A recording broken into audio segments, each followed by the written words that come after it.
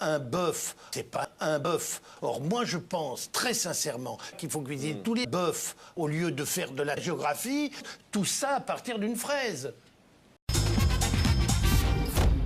Qui a le temps aujourd'hui de faire des confitures?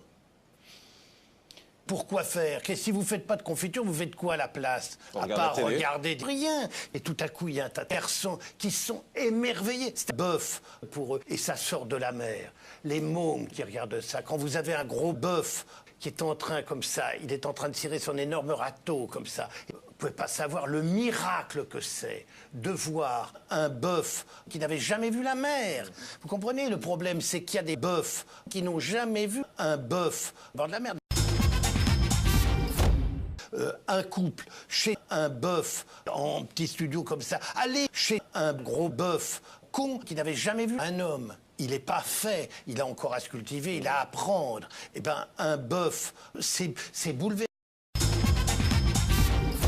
Morandini, c'est ça, gros bœuf. Je ne veux pas encore avoir l'air de vous contredire, mais le problème... Allez-y, on est là pour ça. Non, mais attendez, le problème du terrible bœuf, c'est ces gamins, des filles ou des bœufs, et tout à coup, il y a 4-5 gros bœufs, vous comprenez, un énorme bœuf, qui me dit, mon cher, j'ai fait une émission pour les bœufs, qui s'appelait comment? Un bœuf sort de la mer.